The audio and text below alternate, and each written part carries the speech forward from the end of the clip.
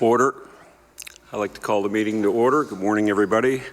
I'd first ask everybody here if they could place their phones on silent or vibrate, and start with asking the committee members to introduce themselves, starting with Ms. Di Costanza.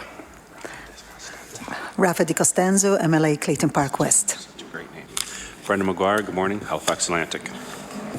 Benjamin Jessam, I represent Hammonds Plains, Lucasville. Good morning. Good morning, Suzanne Lonis-Croft, MLA Lunenburg. So, good morning, welcome. My name is Tim Houston. I'm the MLA for Pictou East. Morning, Dave Wilson, MLA for Sackville-Cobequid. And good morning, I'm Lisa Roberts, CMLA for Halifax Needham. Thank you very much. And today on the agenda, we have officials from Department of Business with us here to discuss the Rural Internet Middle Mile project. So welcome, and I would ask you to introduce yourselves.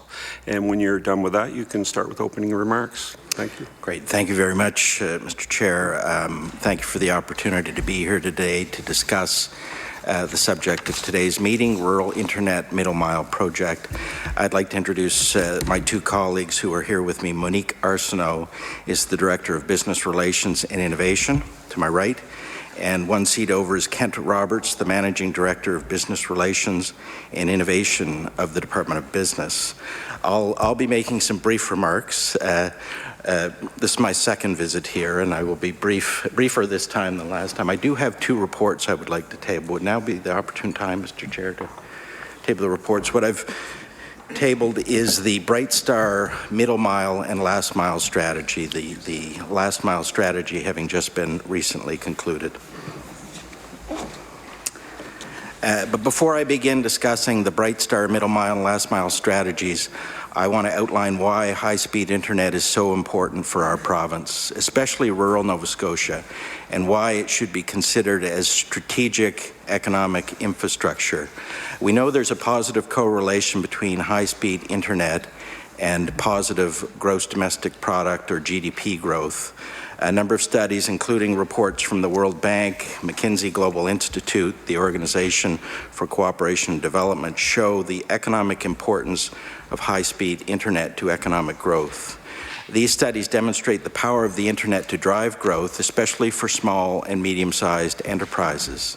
Effective high-speed internet gives small and medium-sized enterprises the opportunity to operate globally, to connect to the global economy, and a chance to improve their productivity. For a province like Nova Scotia, with a large number of small and medium-sized enterprises dispersed throughout the province and multiple small and medium-sized enterprises engaged in export trade, this connectivity is particularly important. And if you look at our agricultural and our fishery sectors, we know that this type of investment will drive productivity growth. These digital dividends can also be found in the public fields like education, health, and the delivery of public services. Briefly, we know the value of online student resources, distance education, power school platforms, and telehealth opportunities. As Nova Scotians, we want our governments to provide more services online, and as government, there's both an economic and a service delivery incentive to deliver public services on a digital platform as well as in person. These are some of the strong reasons why Nova Scotia requires a vibrant rural high-speed internet system. So recognizing that internet is key economic infrastructure for the province, and recognizing there would be a large role for the private sector in developing high-speed internet, government has decided to procure independent advice on the costs and technical solutions. So that's really the two reports that were tabled, were independent advice to inform our strategy, not on its own to set our strategy, but certainly to inform our strategy. And so our independent advice is contained initially in a 2016 consultant report titled Review of Alternatives for Rural High-Speed Internet, as well as the Middle Mile and Last Mile strategies tabled today. Ernst & Young worked on the initial strategy, and they recognized that it's not economically feasible for the private sector to deliver high-speed internet to all parts of the province. Therefore, the consultant recommended government take an active role in addressing this market failure. The scale and scope of the investments are a large part of what the middle mile and last mile analysis were to help inform. Brightstar, who conducted a similar technical analysis for governments in Eastern Ontario, did extensive research into the Nova Scotia internet landscape.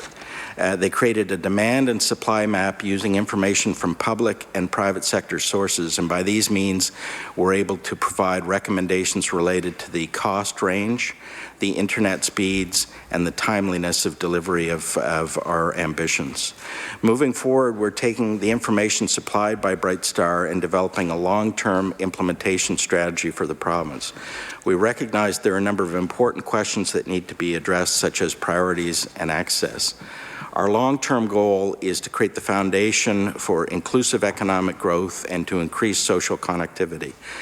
The question then becomes, how do you achieve these goals? Is it by building out the last mile, the middle mile, by investing in satellite, and what's your sequence for addressing that? And that's where our strategy comes in. We'll not have all the answers for all the questions that you asked today, but we are addressing them, and we will endeavor to provide any information we can't answer today. What I can tell you is the process is unfolding with appropriate speed. The Internet Trust has been created with more than $120 million available for underserved communities. We are articulating the key policy objectives we'd like to achieve in implementing the strategy. We're creating a long-term implementation strategy using the key information from the middle mile and last mile documents and reports that we've just received. We're identifying the last mile report we've just received. We're identifying resources to implement the strategy, and we're creating a phased approach to implement the work. In the next few months, we'll be able to provide clarity of how the money is going to flow from the trust to specific projects.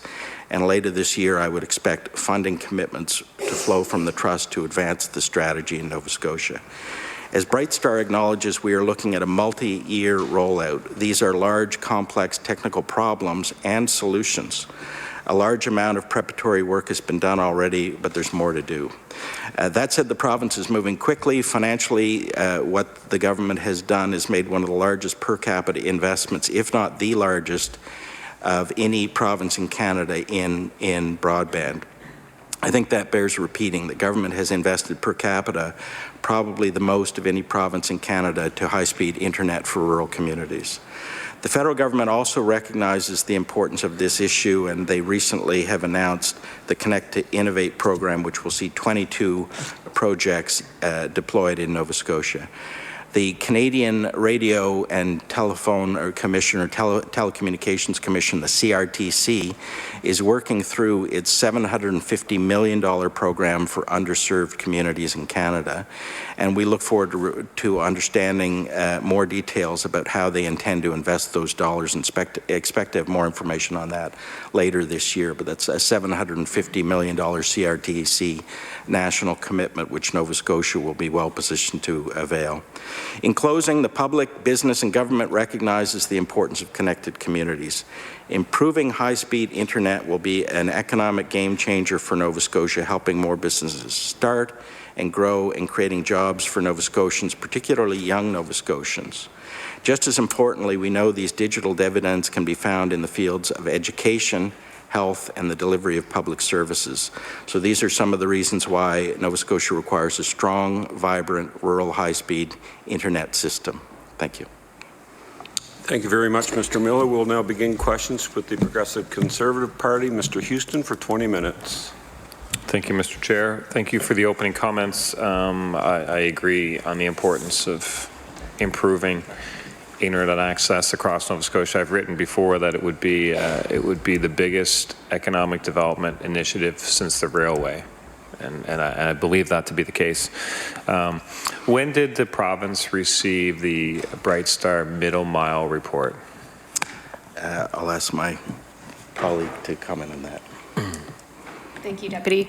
The Middle Mile report was received in the fall of last year, and a number of work needed to be done to make sure that it was that the information that was proprietary to the ISPs was removed from the report, so that we're able to publicly release. So it was received in the fall, and it was the findings were only released in March, I think, right? Yes. So during the fall and March, there was some form of scrubbing of proprietary information. Is that fair? Or? There's a review of the information so that we can absorb what was provided and look at how it was going to be impacting those ISPs and ensure that we were not releasing anything that would help or hurt their competitive advantage, as well as ensuring that the information provided was accurately representing what we understood to be the case in Nova Scotia. Okay, when did the province, maybe Mr. Miller, when did the province learn about the substantial offshore royalty award, arbitration award? Do you know when the province learned about that? My recollection was it became clear towards the end of the fiscal year. The arbitration had been ongoing for many, many years, but the outcome became clear towards the end of the fiscal year. So towards the end of March? I can't be precise on it. In terms of my awareness of it, it would be in that February to March timeframe. Whether people at the Department of Energy had a different line of sight, I'm not sure. So the middle mile report came in the fall, was released towards the end of the fiscal year. The announcement of the arbitration award also announced around the end of the fiscal year. The timing of the release of the report and the timing of the release of the windfall of money, just coincidence?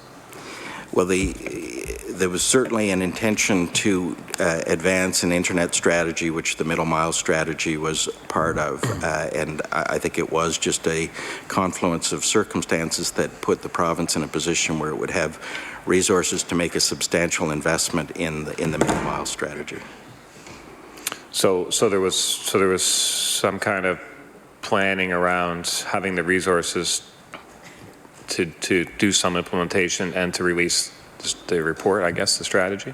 Were the two linked? Yeah, no, the kind of going back to the kind of sequence of reports, so the 2016 Ernst & Young report, which was high level, did a jurisdictional scan and gave us kind of an order of magnitude of what level of investment would be required in order to proactively and address for future needs the internet needs of the province. And looking at other jurisdictions, we could see the range was in the hundreds of millions of dollars, if not higher than that. And the exercise from 2016 forward was all about kind of getting better and more detailed on-the-ground information to make an assessment of what the investment would be required.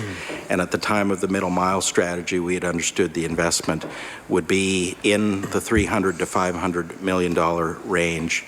I guess the confluence events that I was alluding to was the outcome of the arbitration settlement or decision, I can't recall if it was a settlement or a decision, created a situation where there were resources where they weren't otherwise available. So as the Ernst & Young and the middle mile strategy were underway, we in the Department of Business had no line of sight in terms of how that investment could be made or over how many years it would have to be made. And then just a happy circumstance, I guess, this arbitration award came along at the same time, I guess.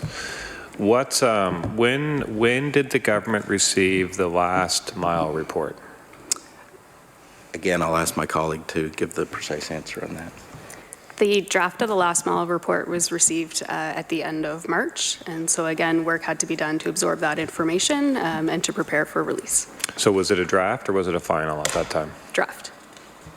So the draft report. So was it the middle mile report that was received in the fall? Would you call that a draft? Yes. That was a draft report. It wasn't the final report from the company. It was draft report. The final report would be where we would get to for the actual release of the document. Well, the final, okay, so I just want to make sure we're talking about the same thing. So the Bright Star releases a report. They release their report, they say, we're done. I would call that the final report. I understood from your first response that you received that from them and then took kind of redacted some information that would have been proprietary. Is that not the case? Or was a redaction of the information Bright Star's doing or the department's doing?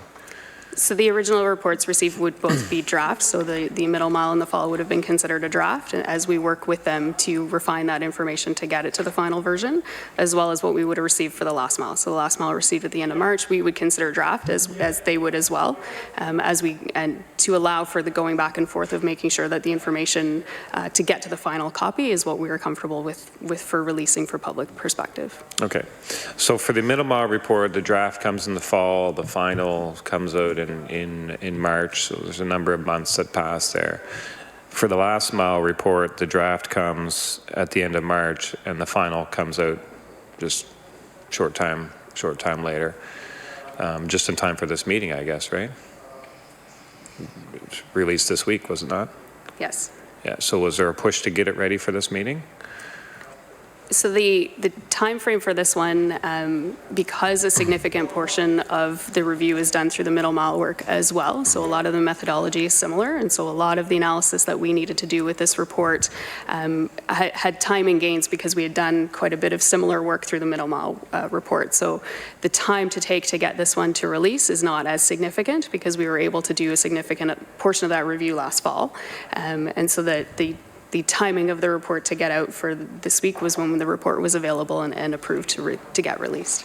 So, Mr. Miller, was the appearance before this committee this week, was that a factor in kind of establishing the deadlines to get that report out? Not in establishing deadlines, but it was one of many factors that we took into consideration to make sure that the information was available to folks before we were before you. Thank you. It has been a frustration, I guess, of myself and some other committee members of the scheduling of topics before. You know, a lot of times people are busy and don't come, but then just when they do come to committee, there's always seems to be some big press release that day or the day of. So I'm always interested in the timing of these types of announcements. A lot of times departments seem to be busy when it's not convenient, I guess, to talk about the topic. So that is a frustration that we've had on this committee for quite some time. In terms of the $120 million trust, is the money in the bank for that? The initial money has been allocated to the trust, and by initial money I mean the Internet Trust budget line that the Department of Business had in last year's budget that wasn't fully expended. It was partially expended. So that has been invested in the trust. At this point in time, I think the remainder of the financial commitment is still dependent on final accounts and government accounting to conclude their work. Okay. Is the trust, would you consider the trust to be arm's length from the government? Yes. How many, we have a chairperson for the board. How many potential chairpersons were interviewed for that role? There wasn't an interview process for selection of the chair. There was a profile of the skill set that we were seeking, and a request was made to a former public servant whether they would step forward and take on that responsibility for us. Okay, so there was just one person was asked to do it. That's correct. And there was that was the only person that had the skill set that was identified? We would have had informally some discussions at the bureaucratic level about the profile of person that we wanted, and the person who was identified, their name would have emerged fairly quickly in those discussions. Okay, and what would be the? It seems like, I guess I kind of look at it like this: you can put $120 million in a trust. One person may turn that into $200 million worth of value. Another person might turn it into $20 million. But there's a lot of risk here in execution around what happens with those funds. So we have a hand-picked person to be chair. Obviously, very compelling reasons for that, I'm sure. What was the skill set that jumped out that said, this is the person, this is the only person that can do this? Yeah, so just to put it in context, the trust has up to 5 trustees, and as far as getting the skill set for the chair, and then the chair will determine the additional trustees, we were looking for someone that had a track record of managing a complex budget of a high value, and the former Deputy Minister of Finance and Treasury Board had been responsible for a very complex budget that we'd all be familiar with, which is in the $9 to $10 billion range. So the second aspect of this was that this is not a full-time position, and it's not a position that would provide full-time work to someone. So we were looking for somebody who would be able to have the time and the skill set to commit to it. So knowing that in addition there would be other trustees who could bring technical knowledge of telecommunications and investment knowledge, we were really looking for someone that understood government but was not of government at this particular point, in the sense that they could, one, responsibly manage public funds, which is kind of our overriding consideration.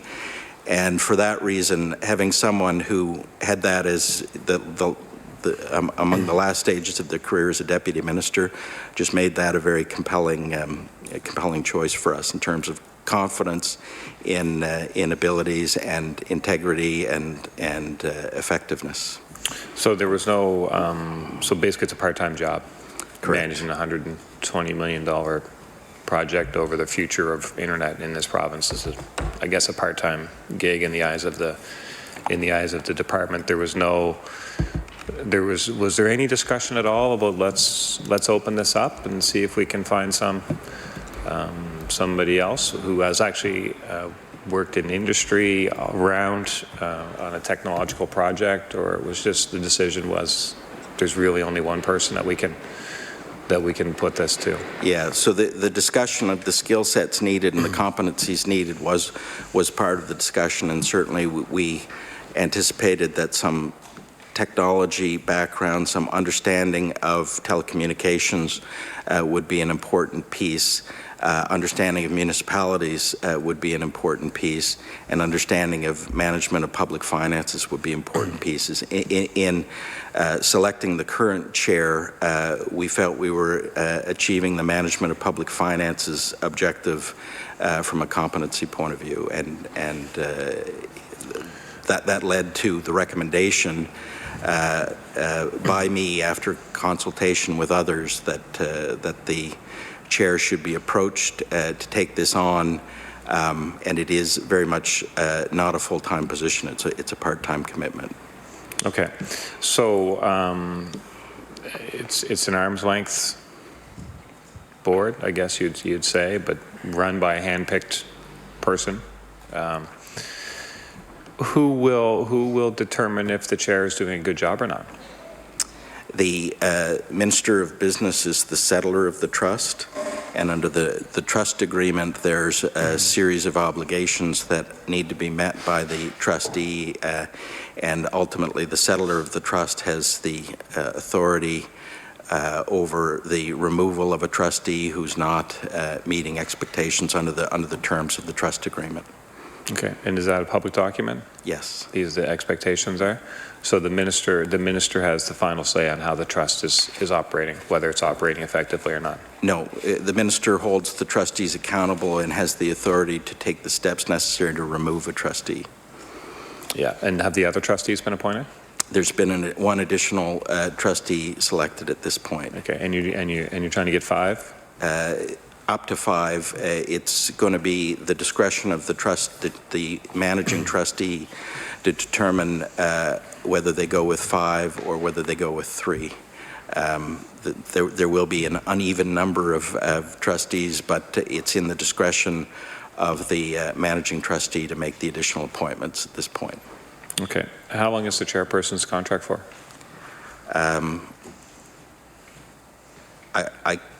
I can't. I think the trust has an end date, but I'd have to undertake to get back to you on that detail. But they've been appointed trustee for the duration of the trust or until a substitute trustee is appointed. Okay, for the duration of the trust. So we're talking a great number of years here, I would think. Yeah, we anticipate that the work contemplated in the current strategy will be 5 years for the initial phase and up to 10 years of ongoing work. How many days do you expect the chairperson will work in the first year? It will vary depending on the stage of strategy implementation that we're on. In the early phase, it will be a few days per month. There will be points at which the intensity of activity in implementing the strategy will require more than a few days a month. How much have you allocated per year for administration of the trust? That's all within the scope of the trust document. So the fund, this is a self-funding trust in the sense that the administration of the trust would be paid for out of the funds from the trust. And how much is that? I haven't done any budgetary work on that. So that will be the responsibility of the managing trustee, and those trust assets will be audited on a regular basis, on an annual basis, but that management administration cost will be a cost charged to the trust.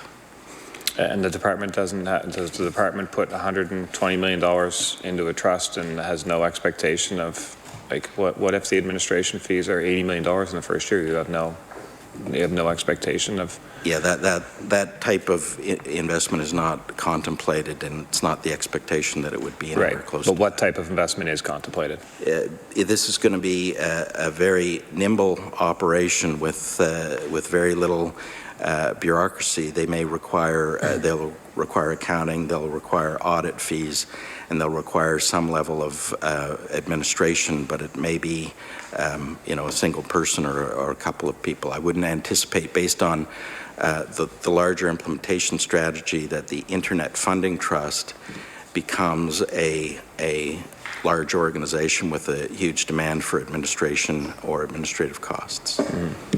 Who's the second trustee? Second trustee is Greg Keefe. And are you aware of Mr. Keefe's background? Before his retirement, his most recent position was with the Halifax Regional Municipality. And prior to that, he was a provincial public servant. And in addition to finance, accounting, and project management, he has capacity in telecommunications as well. Okay. So who's going to make the decisions? There's we're going to get to them, but there's very technical decisions that need to be made. So who's going to make those decisions? Is it not the board? It will not be the Internet Funding Trust. No, the Internet Funding Trust will be assessing investments from the trust in order to advance the strategy.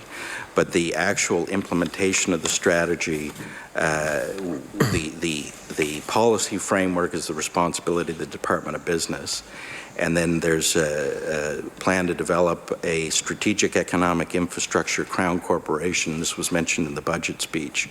And that Crown Corporation will have the day-to-day responsibility for implementing the broadband strategy. So the middle mile, the last mile, and the satellite component will be in terms of a public implementation role that will be managed by a Crown Corporation.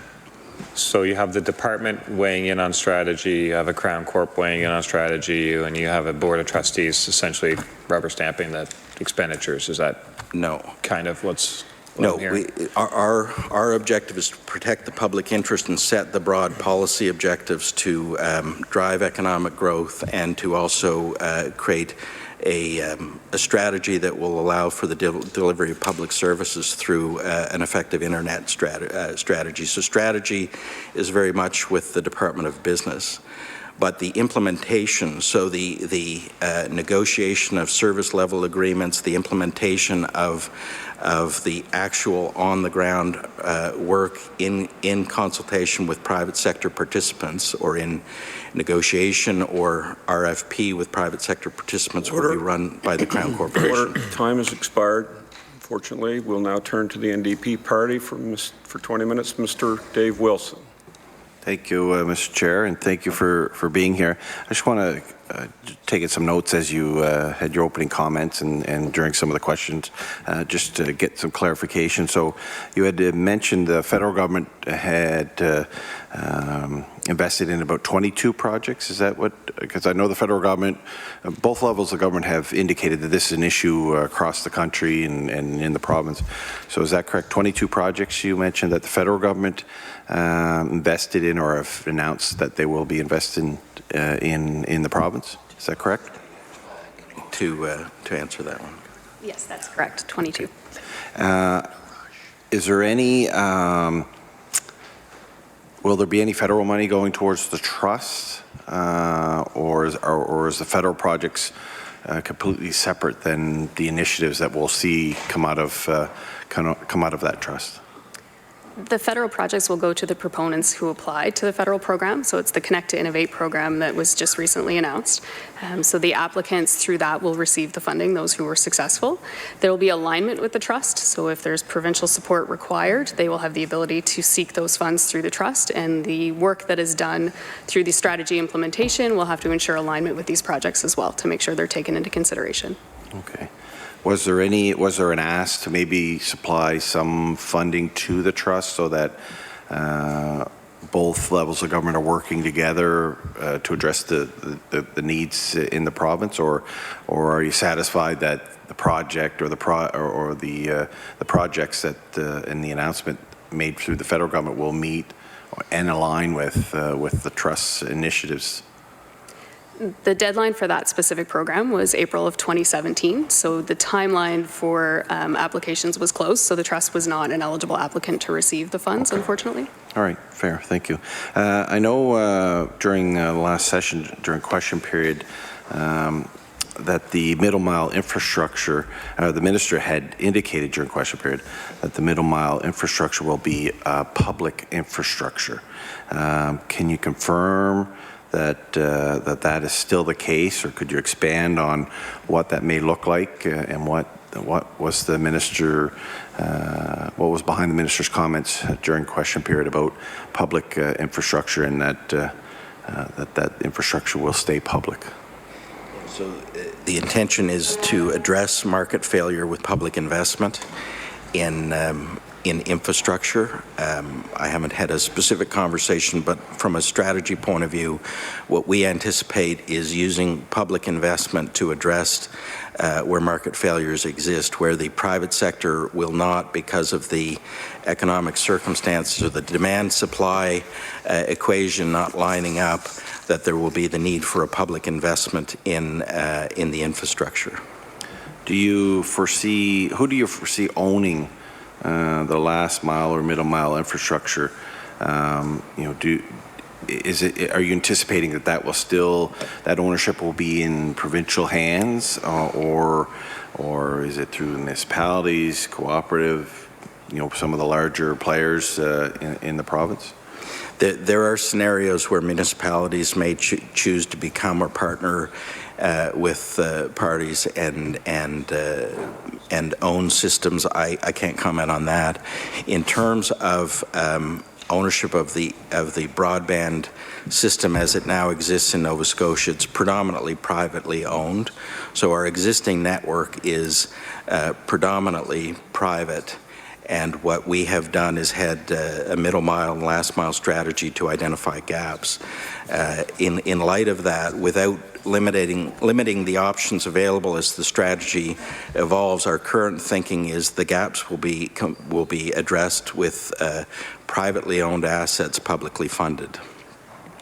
Is the government considering a Crown corporation to run the mile or the middle mile infrastructure, or is that still an option? Is that a decision that could be made down the road, or is that kind of off the table, or has there been any indication or instructions from the government that that's not where we want to go? Don't look into it. Don't invest time in what maybe a Crown corporation would look like. We are very, very much of the mind that a Crown corporation has a significant role to play in implementing the strategy, and coming at the question from the public interest point of view in negotiation with the private sector. would you see any kind of public engagement on that? I mean, I think the public definitely would want to have a say and kind of know what the direction is. Do you think that may happen in the future before making that step or making that that kind of decision? Well, in terms of actual implementation of the strategy, we think community engagement and the strategy should very much be informed by a community-informed approach. So we would anticipate that the crown that was announced in the budget speech as being a strategic economic infrastructure crown will then take on public consultation or community engagement responsibilities. There was a report in 2015, an Ernst & Young report, that recommended that community-led solutions should be considered in the context of broadband strategy. But when we looked at the Bright Star report, the consultation focused on the larger players, the larger telecommunication players in Nova Scotia. Why weren't community-oriented internet groups, like there's a number of them in the province, iValley here in Nova Scotia, why weren't they consulted during that report from the Bright Star report? As far as the details of consultation of Bright Star, I'll ask my colleague to address that. But I'll just preface the remark by saying at this stage we're developing a number of public policy principles that we would apply, and capacity and expertise is an element, and that means we're not excluding anyone, but in order to effectively deploy the strategy, we want to make sure that that the capacity to deliver exists, and that would be one of our important criteria. But with that, I'll ask my colleague to speak to it. Thank you. During the middle mile engagement process, we did engage with municipalities. So we had 6 sessions across the province where all municipal units were invited to attend, as well as the regional enterprise networks. Some community groups joined us for those as well, those that we were aware of or that their municipalities were aware of. And so we brought the community voice through that lens to help ensure that we were facilitating an efficient process so that they were at the table with us and done in a way that was timely and effective for us. Was that through Bright Star, or was that the province leading that? It was jointly. So Bright Star was there with us, but we were there as well. I think, and listen, I think no one, especially on this side or on all sides, was criticizing the investment. I think it's well needed, especially if you're I'm not, but especially if you're an MLA from underserviced areas. I know I've engaged with many over the years. But what we want to make sure happens is that there is attention given to nonprofit, community-owned solutions, because they are there. I know we have the major players in the province who have who provide a majority of the service, but there has been some great initiatives in pockets of the province. So I think it's more just making sure that the attention is given to those nonprofit and community-owned solutions.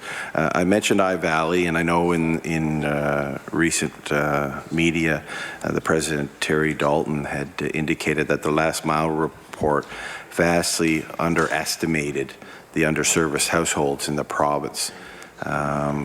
Would you agree with that comment, or do you still think what was reported in the report? What was reported truly reflects the needs out there, or are the needs greater, like Mr. Dalton had indicated in a recent report or a recent media? Deputy. So the approach taken in the report, I would have confidence in the numbers that we have. So the approach is to look at where we have current demand today, what that demand could look like 5 years from now and what it could look like 10 years from now, then looking at where we have infrastructure today. So with the targets that have been set, so the speed targets that are in the document, where do we have equipment that can actually accomplish that? And then looking at where do we have infrastructure that we need to have access to that, and bridging those gaps in between. So the work that they are doing through iValley, we can certainly follow up and see how they've determined their numbers and see where the differences may be, but I have confidence in the approach that was taken. Yeah, because I think they indicated or suggested that 72,000 households need upgrade or higher speed in the Annapolis Valley alone because of those numbers. I think it's 50 megabytes you want to be over, if I'm correct on that. But as suggested, there's thousands of households just in Annapolis Valley.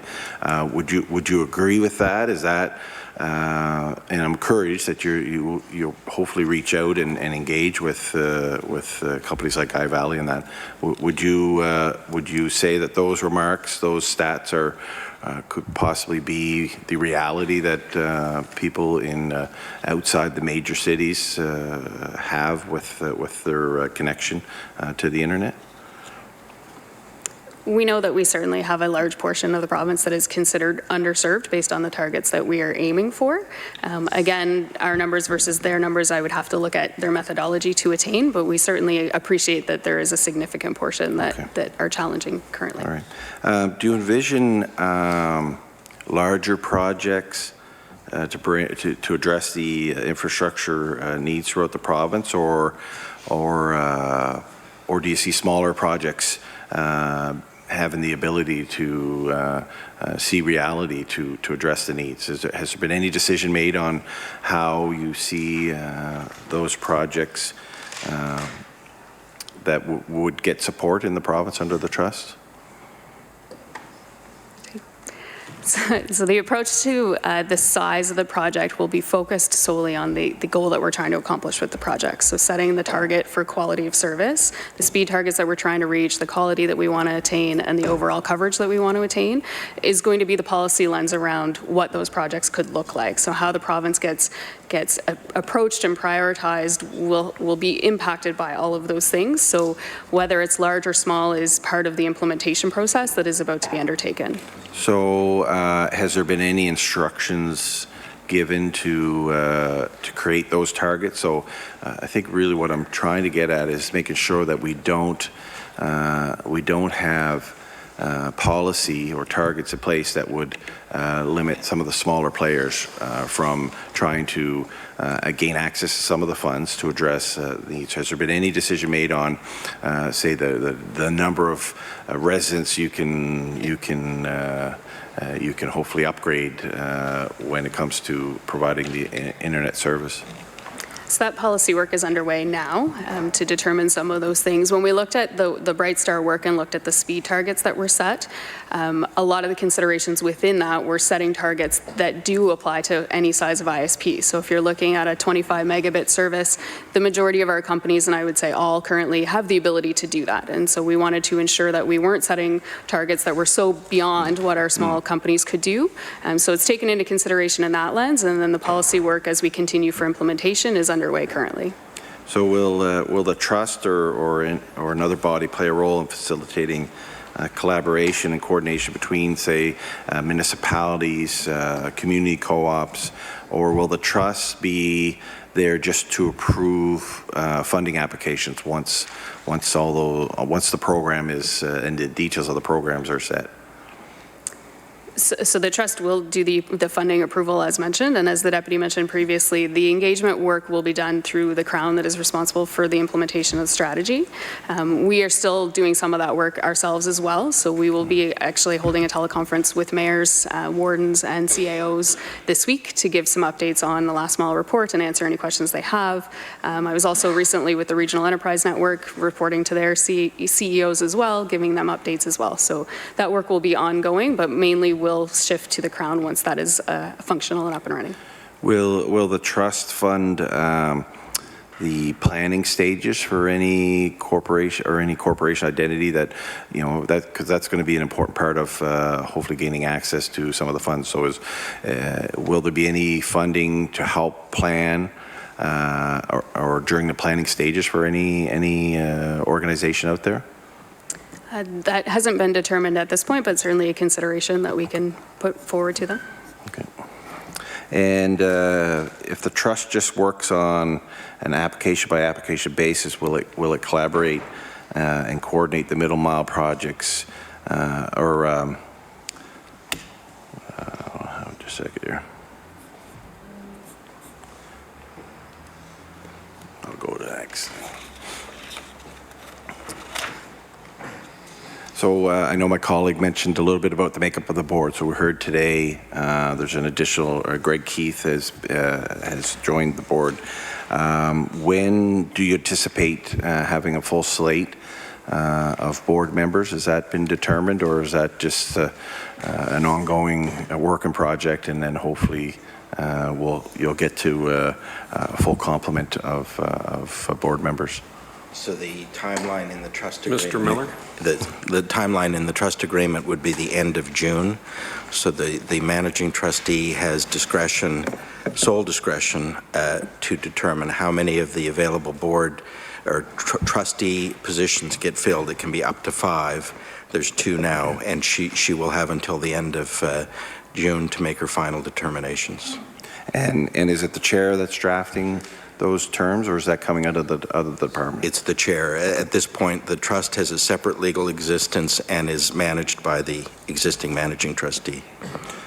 So I would assume there's no public input on that work's ongoing. So was there any public input on kind of terms of reference of that, or was that just more driven out of the department, out of government, and then placed in the hands of the chair? Yeah. So the model that was followed was other circumstances where trusts have been created. The Nova Scotia Research Trust is an example, but there are other examples of trusts in government which involved essentially creating the legal entity of a trust and then empowering the trustee through the trust document to then have independent authority. And it was done through the Department of Business.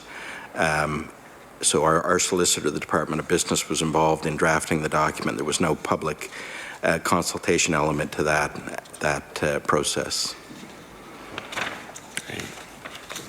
I know over the last 5 years, or I'm wondering if you could provide over the last 5 years, for example, some of the subsidies, and I know you won't have this at your fingertips now, just so we can have a comparison on maybe into the future, how much subsidies have been provided to maybe the larger players, or look at the Eastlink and Bell into comparison to community-owned initiatives that we see in the province. So if you could work on that, I don't know if that's something you could provide the committee at a future date. Unless my colleagues have that at the top of their head, we'll undertake to provide that to the committee. Okay, we appreciate that. How much time do I have, sir? You have 3 minutes, 2 minutes. All right, I'll pass over to my colleague. Ms. Roberts.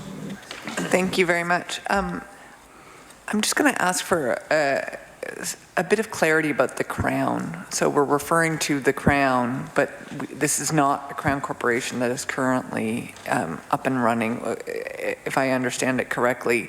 Can you just speak to what it will be, what the timelines for that are, and what its role will be versus the trust and versus the Department of Business on this file? Yeah, so at the time of the budget speech and the budget announcement, there was a reference to the province would be developing a Crown corporation that will have a mandate and responsibility for strategic economic infrastructure, and that was in the context that broadband is one example of strategic economic infrastructure. Now, the Department of Business has a number of Crown corporations that the structure is really strategy is the Department of Business, policy and strategy, but implementation would be a Crown responsibility so in the venture capital startup community, our Crown is Innovacorp, and for export and foreign direct investment in Nova Scotia, our Crown is Nova Scotia Business Inc. So one of our existing portfolio Crowns has been given an additional mandate to take on the responsibility of strategic economic infrastructure. And so do we know which, where that function lives now? Yeah, so currently we're working with the Waterfront Development Corporation to remandate that corporate entity and give it a broader scope so it has a province-wide responsibility for strategic economic infrastructure. Okay. As I understand, some of the initiatives that have popped up around the province, certainly in Annapolis County, for example, they've almost taken... Sorry, time has Yep. expired. We'll now turn it over to the Liberal Party. We have an introduction. Mr. Jessam. Thank you for your indulgence, committee. My colleague from Lunenburg is going to take lead today, but I did want to take a brief moment to acknowledge Mr. Conrad Johnson, who's with us here today. He's a local Navy boy who's studying distance through Algonquin College, and he was required as part of his course to participate in question period, but given that the House is not in session, this will have to do. So, Mr. Johnson, thank you for your service, and thanks for being here today. Ms. Lonis Croft. Does that cut into my 20 minutes? Yes, it did. Okay. Then let's get down to business. Glad to see you here again today, and to be talking on rural internet. Other than rural roads, rural internet is a hot topic at my constituency office. I get frequent calls and have frequent meetings regarding this issue, and it does become an issue as we try to keep our rural parts of the province vital and developing and trying to bring people back to Lunenburg County. You know, we've got quite an initiative with now Lunenburg County to grow the population, as I'm sure the province does as a whole, but we have a very active group that, you know,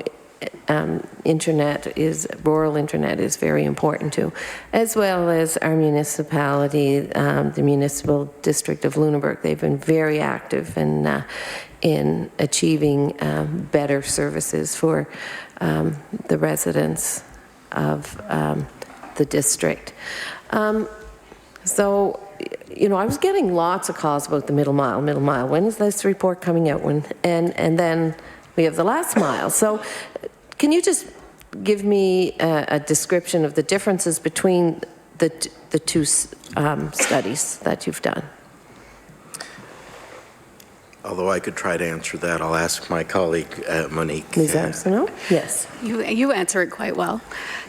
So the difference between the two, just to get back to the basics of what the terminology actually means. So when we talk middle mile, your internet has a starting point within the province. The middle mile takes the internet from that point to a point within every community. And the last mile takes it from that point in the community to every house or business. So the difference between the two is when we look at the middle mile, we look at how do we expand that middle component. So how do we build the Trans-Canada, if you wish, and make sure that we have the capacity to reach the customers for the needs that they have today and the needs that they're going to have in the future. The last mile really looks at what is needed to make those final connections. So it gets into, you know, our local service roads and off-ramps from that Trans-Canada highway, and what is really needed at the residential and business component. So the main differences within the reports themselves are speed targets. So from the middle mile work to the last mile work, we've actually seen our speed targets grow slightly. And we've gone from on a wired side, we have 50 megabit down, 10 megabits up, and on the wireless, it's 25 megabits down and 5 megabits up. And then the middle mile, that was previously 10 and 2. And we're seeing that evolve quickly because the technology is evolving quickly, and we want to make sure that we're getting the best product available for the province. And so the differences between the two really are, how do we look at building that key component of making sure we have the right backbone in place, and then how do we actually connect our people to make sure that they have access. Okay, so I assume you've accepted these reports as to follow through, or are they going to sit on a shelf? These reports will form the implementation plan and will help guide the work that that Waterfront Development will now take on from a strategic perspective as they move forward with their implementation. Okay, so one of the misunderstandings or confusing parts to this is that many people think they're going to have internet in their homes, and there seems to be a pause between the two. Can you explain that a little bit with bringing the internet into the area and then the delivery to individuals? People think they're coming at the same time, but they're not, correct? So there is a slight difference in timing in the sense of, again, you need your main road in place to be able to build your other local roads that connect to it. The intent with the policy work that we are doing and the implementation would be to align those as closely as possible so that timelines are not extraneous. We want to ensure that we're getting service out as quickly as we can, but done in the way that makes sense from a technology perspective. So in areas where fiber is needed to be able to make last mile connections, there may be some time that it will take to get the actual connections to residents, but putting that fiber in place is a huge component of making sure that it's going to last and be sustainable over the longer term. Well, and I've seen two projects in my area that the Bright Star with the Sweetland project where a resident donated the land for the tower, and then very quickly people were able to get cell service who signed up for the program. It's not capable of reaching everyone. That's another thing. You know, people think, okay, we're improving, we're coming to this area. Why am I still not getting internet? So the challenge will be that there will always be somebody somewhere that it will be difficult to connect. We will be, as the reports suggest, we will be pushing to get greater than 95% coverage. 100% is not feasible from a technology and cost perspective. There will be regions of the province where that just will not happen, but we will be pushing as close to that as we can. So getting as close to that 100% mark as we can, recognizing that we will have a few folks in some areas that unfortunately will not get connected. Okay. So, you know, this can be a big issue for us in rural Nova Scotia. I know people who've almost sold their homes until the buyer discovers they can't get internet or cell service. And I see this as being a game changer for a lot of people who've been trying to sell their homes. But we have a lot of people that have business. I had no idea how many people were working from home and relied on internet services. So how big a part do you see this in the development of business and the rural economy with getting this service in place? Mr. Miller. It is, I think you used the words, economic game changer. By doing this well and doing it effectively and to reach as many Nova Scotians as is feasibly possible, it does create a connection to the global economy that just doesn't exist right now. So it's not only the cultural features of being able to, watch movies online at home, but it's equally and probably as far as GDP growth much more significant that your small and medium-sized businesses or your distributed workforce, people that work from home, don't face those geographic barriers anymore. And I think that's the key to it. Right now, because of the lack of modern internet access or one that meets current needs, not one that was designed for 15 years ago because the demand goes up quite a bit, it will have, as I said in my opening remarks, a very positive impact on GDP growth. Every other jurisdiction or developed economy where there's been a policy focus on increasing broadband access and penetration to the rural areas has resulted in gross domestic product growth in those jurisdictions. You made a remark, Minister Miller, in your opening remarks that Nova Scotia has invested more per capita in rural internet than any other province. That is good to hear. How much have we invested, and how much do we plan? Yeah, so the reference in particular was to the current planned investment that was going into the Internet Funding Trust. So overall, over the years, I don't have the precise number, but this specific investment relative to what's happening in other provinces is very substantial. And it's, as in my conversation with Mr. Houston pointed out, it was in some cases a fortuitous circumstance that a one-time payment became available to be able to be deployed for this. But as far as comparing, example would be Quebec, which is much larger population base. Their investment was $100 million, and the province of Nova Scotia's investment is $120 million. So it's a pretty substantial commitment to the key economic infrastructure of the future economy. And you mentioned that the CRTC has about $700 million? $750 million. So the CRTC, which is a federal regulatory commission and has the ability to generate revenue through its fees that it charges, will be allocating $750 million nationally for the purposes of increasing broadband access to underserved areas. And in addition, they've articulated what the standards that jurisdictions should aim to achieve, and those are the standards that are reflected in our strategy. And what time period is this money invested? Is it over 5 years, 10 years? Is there a... Yeah, so we would anticipate the substantial portion of the funds would be expended in the first 5 years of the program. That's where the heavy capital investment would be required. And as I said, we're intending in the current year to make the first financial commitments to the strategy implementation. Good. Okay. Thank you. So there was quite a bit of disappointment in the first piece of connecting rural Nova Scotia to internet.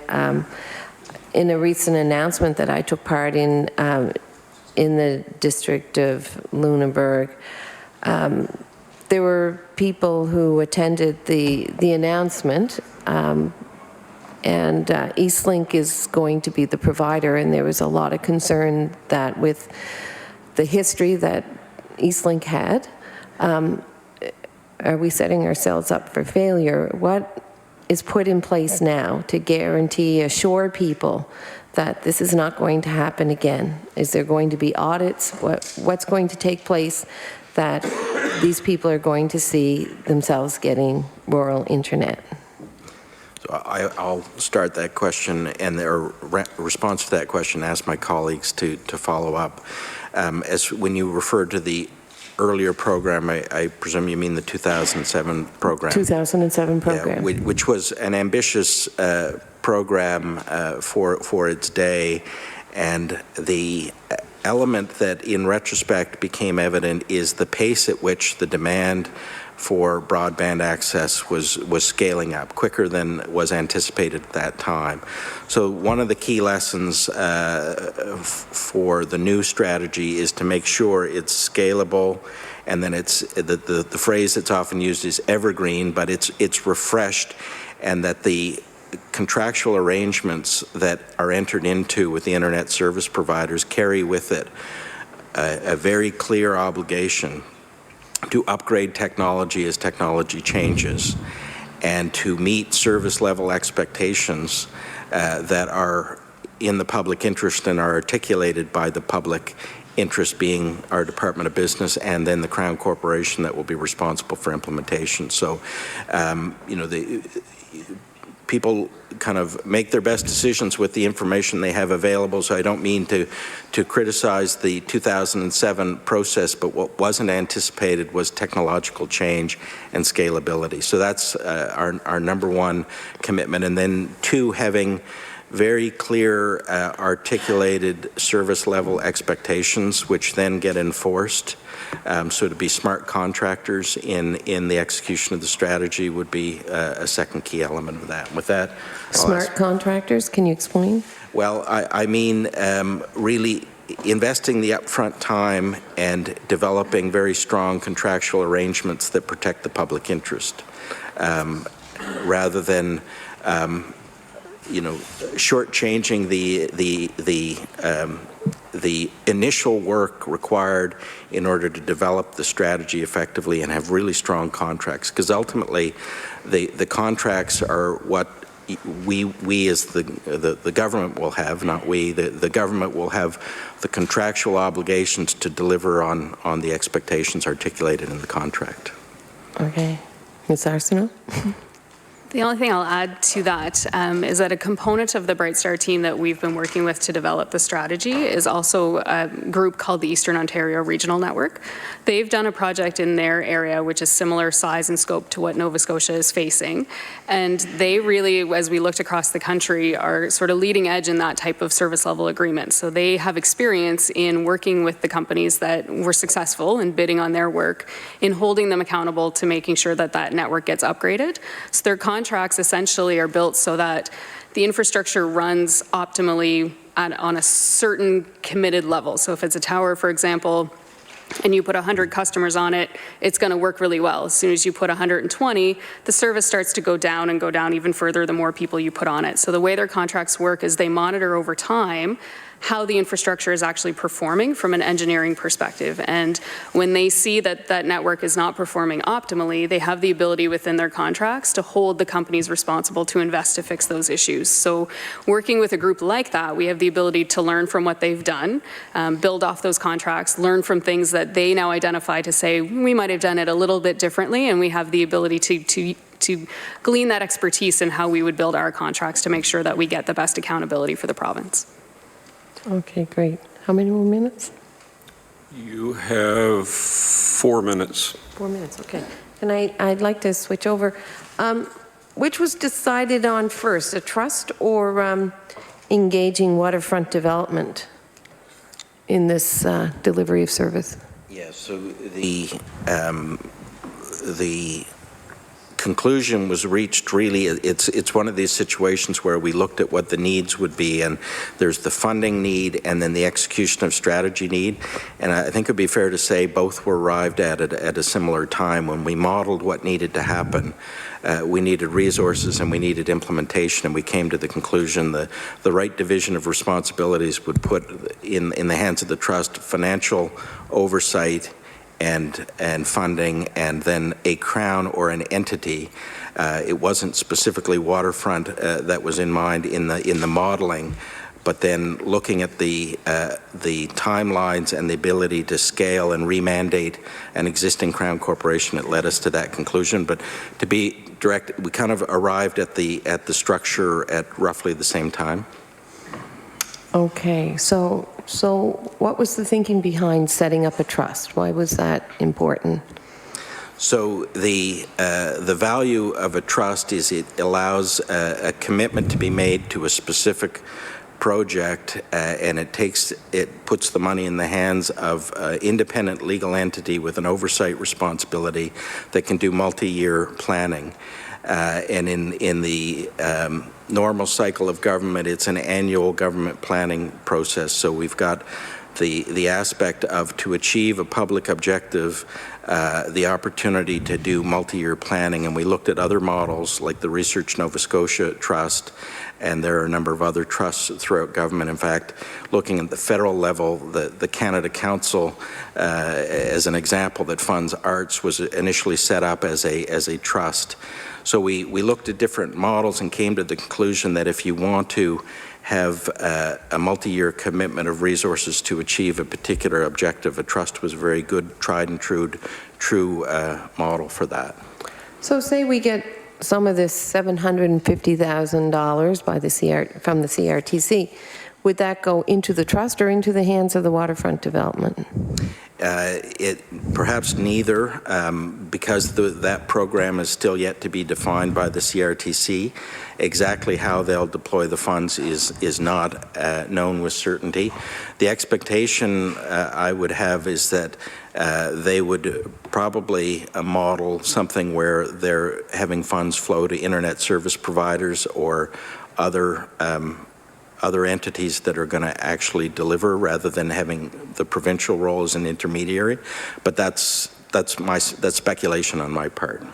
Okay, so I know just in Lunenburg, waterfront development played a part in providing internet service to the waterfront for tourists and residents, and that's been successful. Is that one of the reasons why they were chosen? Do they have staff that are able to take on this task? Yes.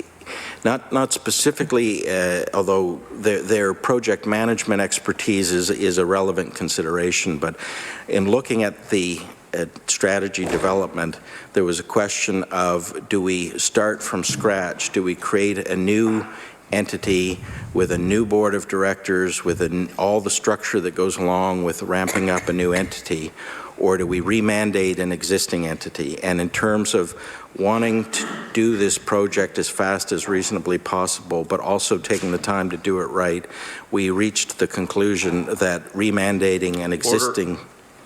Time has expired. We'll now turn to the Progressive Conservative Party for 14 minutes. Mr. Houston. Thank you, Mr. Chair. I'm just sitting here listening. I mean, we have the world's moving. The world's moving quickly in technology, and here we are. We're talking about a trust and a Crown Corp and a department, and meanwhile the world's going by. We have right now. Bell and TELUS are doing trials with a highly successful product, 5G product on wireless to the home. And in the Bright Star report, not one single sentence or mention of these trials and the latest technology. 48 pages, not one single mention of some of these innovative trials that are happening in real time. Now I think Bell's launched and TELUS is about to launch, and we're still fooling around with 6 months between a draft report and a final report, and Crown Corps and trusts, and it just worries me when it's a nice headline, $120 million, but what are we going to get for it? That's the question. And now we have a trust that certainly I had the illusion prior to this meeting that the trust was going to make some decisions on the future of internet in this province. I now feel like it's probably not. Is the trust going to make decisions on the future of internet in this province? The trust is going to make independent decisions on funding projects which will advance the strategy. Okay, so the trust is going to make an independent decision on funding of projects based on its expertise to analyze projects, and we have a 5-person trust, 2 of which have been named. By the way, both deputy ministers. Are you worried about the diversity of thought and the technical ability of this trust to make decisions with the appointments that have kind of been made so far? If this trust is meant to have a significant role in determining of the future of the internet in this province, and so far we have 2 retired deputy ministers who I don't think either one has really worked in a high technology space.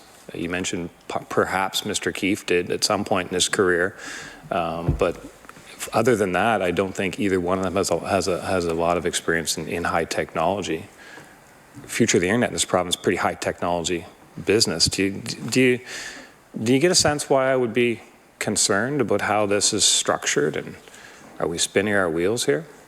Yeah, I would say that I have a high level of confidence in the capabilities of the people that have been asked to have the financial oversight of $120 million of public funds outside of the public funding realm. What does financial oversight mean to you then? Is financial oversight mean making good decisions with the money?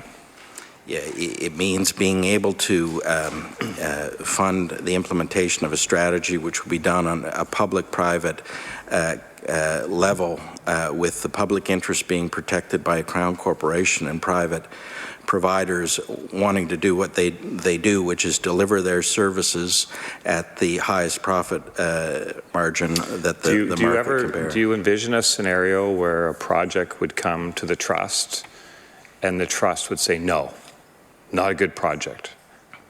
There may well be those circumstances arising. They should be rare, but ultimately it's the trust. Why should they be rare? If they have responsibility for oversight, why would you presuppose that those would be rare? Why wouldn't every ask for money be analyzed by the expertise of the trust to say, that's not going to work here, right? Right now, I'm envisioning $120 million getting us a horse and buggy solution. Well, the Ferraris are rolling down the highway past us in other areas. That's the risk. And that risk, I would see being mitigated by the expertise of the trust. Yeah, and where the gap is, the misunderstanding of strategy implementation, which will be placed in the hands of duly qualified and a Crown Corporation that will be given the capacity and authority to execute the strategy. So when I say it will be rare, the work that you're alluding to, which would be essential to effective implementation of the strategy, I think our difference is just you envisioned it would be done at one level, and I'm envisioning it would be done at the Crown Corporation level, and the role of the funder would be to do appropriate due diligence to verify that the investment is going to achieve the outcome. But the actual strategy implementation, the piece that I think in your mind coming into this meeting might have been a trust responsibility, will actually be a Crown Corporation responsibility. Yeah, and who's going to, and then the trust is meant to be arm's length. Crown Corp, who knows, right? Have you, Mr. Miller, have you worked with Ms. McDonald in your career? Yes, she was. And have you worked with Mr. Keefe in your career? I haven't. Okay. You're going to fill 3 more trustee positions before the end of June, right? Today is... Just to be clear, I'm not going to do that. There will be the responsibility of the managing trustee. Yeah, there will be 3 more positions filled before the end of June. Up to 3 more, yes. Yeah, could be 1. Okay. Yep. And what is your understanding, if any, of the exhaustive level of search that might be being performed for the trustees? Because it's a pretty small circle so far, right? A couple of retired deputy ministers. Yeah. So from the conversations I've had, the competency that is now being sought is someone who is not currently affiliated with a internet service provider, but brings a level of knowledge to it that addresses knowledge of telecommunications and internet service provision. Yeah, that's good. That's good. Do you have the job description that might be being circulated somewhere?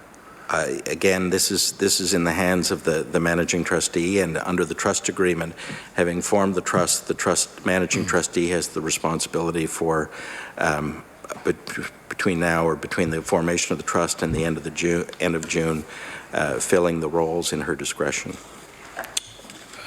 Completely at their discretion. So you wouldn't be aware of how exhaustive that search is. Is that?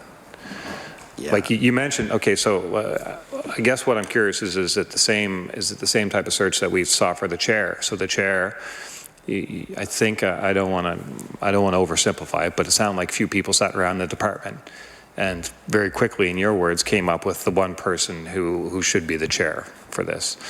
And then as the chair fills out the other roles, is that your expectation that those would be similar deliberations? Yeah, so the independence of the trust is something I have to, for many good reasons, recognize. And having conferred on the managing trustee responsibilities, it's not for me to either direct or second guess processes that the managing trustee pursues. Okay. Did the managing trustee determine that the Waterfront Development Corporation should be the Crown Corp that basically makes the decisions on the money? No, that would have been a policy decision of the department and the Minister of Business. So the department decided on the trust structure and decided the person to run the trust. The department developed the policy framework for implementing the strategy and recognized that there were 2 components. There was the funding component and the strategy execution component. And then we informed the decision on how best to achieve each. And for the funding component, we identified the former Deputy Minister of Finance and Treasury Board as someone who, from a staff level, we would recommend as the trustee to initiate the trust, and then have the other skill sets, the competencies determined at the trust level. Just to come back to your earlier question, you know, if there are recommendations you wish to make, certainly that's something that's relevant, but it is in the hands of the trustee to make that determination on what competency is needed and how do we fill that competency. I've been involved at the early stage to help articulate what the competencies would be, and it was finance, investment, and technical knowledge of internet. But okay, the department recommended the trust structure. The department recommended the chairperson of the trust. Yeah. Did the chairperson of the trust recommend that a Crown Corp kind of do the operations? No. Okay, so the department recommended the trust structure and recommended the one applicant that they saw in their wisdom was appropriate. And then the department recommended that the Crown Corp structure be repurposed, the Crown Corp, specific Crown Corp be repurposed for this. Did the chairperson need to approve that? No. Okay, so the department kind of lined this all up, but do you consider this to be arm's length from the department? I certainly consider the trust to be arm's length. I think to your earlier comment, I think it's important to recognize that in 2015, the Department of Business was expressly given the mandate to develop and implement a strategy to achieve the goals in rural broadband. And what you're describing is part of an ongoing process that started in 2015 with the formation of the Department of Business to implement a strategy. Well, that might be what I'm inadvertently describing, but what I'm trying to do is raise a concern. The concern is, who's going to get this done? There's going to be so many finger pointing between the department and the corporation, and all of a sudden, there's a very real possibility that most of the money will be gone, and there'll still might not be 72,000 households in the province that don't have adequate internet, but it's going to be a good number. I'm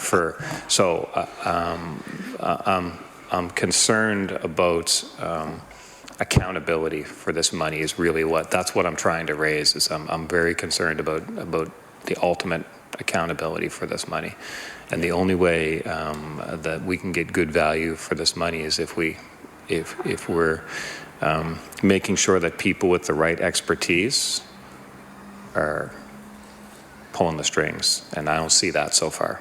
Yeah, and I have confidence that through the engagement of consulting expertise, but also with the capacity of people within the department developed since 2015 and before, in terms of developing the strategy, that particularly learning from the past, that an appropriate and effective strategy implementation process has been developed. But I do understand this is public accounts and your role and responsibility in that.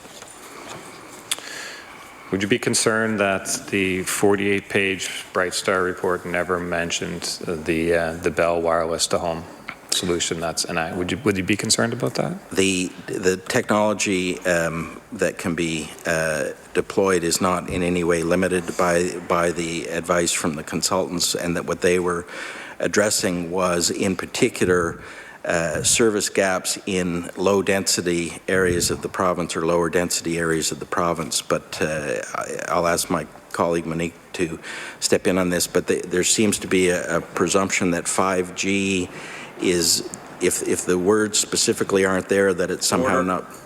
Sorry, time has expired. We'll now turn to the NDP party with Ms. Roberts for 14 minutes. Thank you very much.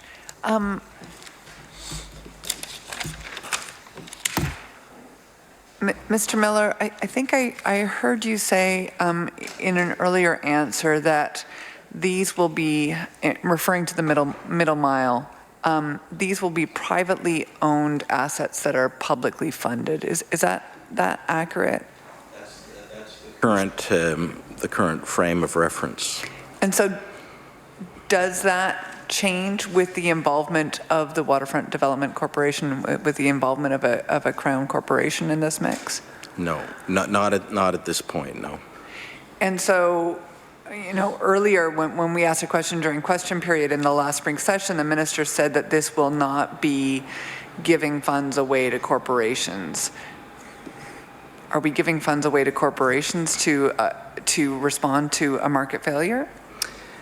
I would not in any way use the words giving funds away, but we're going to enter into service delivery contracts with service standards that would ensure that that Nova Scotians get broadband delivery through the existing network, which is predominantly privately owned, and through the expanded network, which will include filling the gaps through contractual arrangements, predominantly with either municipalities or private sector entities.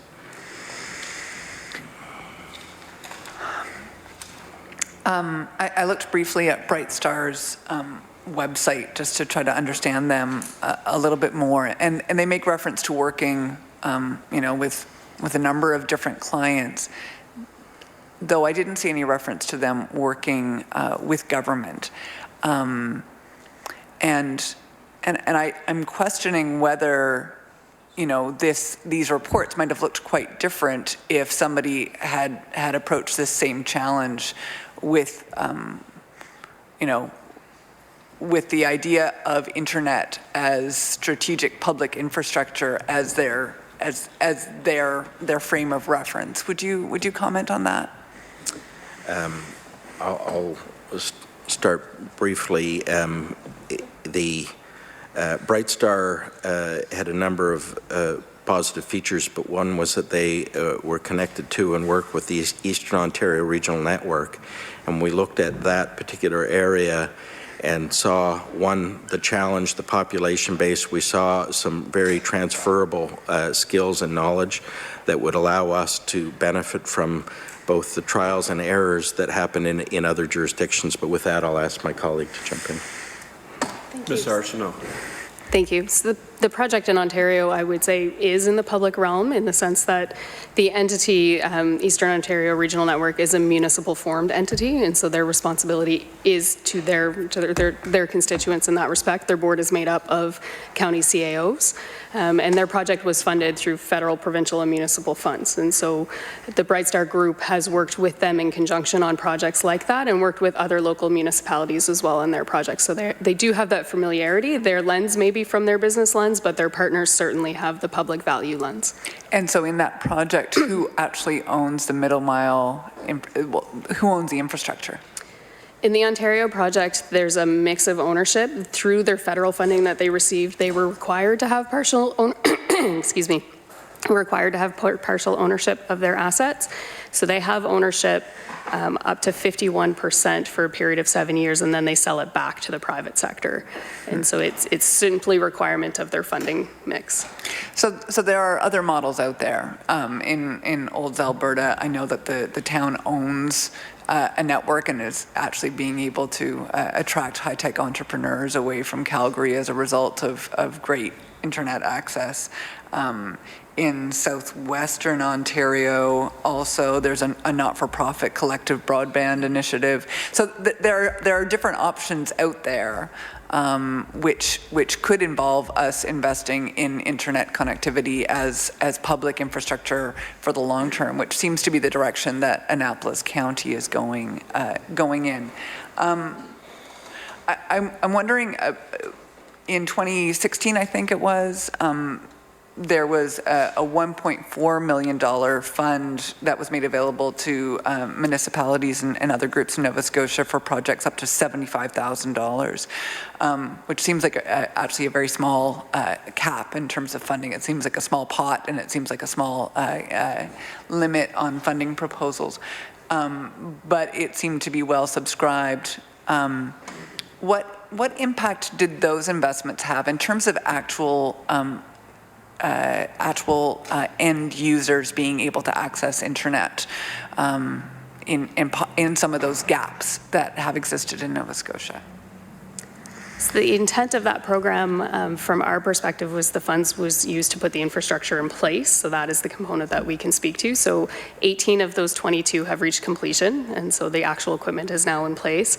They have the ability to reach up to, in total, close to about 5,000 areas. Now, number of actual subscribers, we don't control. So that's dependent on those who choose to have uptake within that.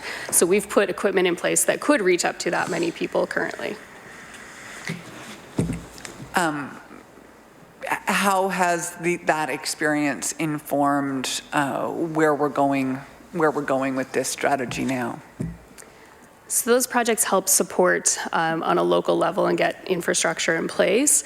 They certainly address the needs that we need today. What we would look at as we go forward is how does work like that support the longer plan and the bigger approach. So how do we make sure that communities and municipalities are engaged appropriately and that the projects that go forward meet the targets that we need. So if there's a local component that, or a local proponent that can reach the speed targets, can make it sustainable and scalable and ensure that it really accomplishes what Nova Scotia requires, then that's certainly an available option. That really needs to become the focus, is making sure that we're getting that quality of service to meet the needs for the province.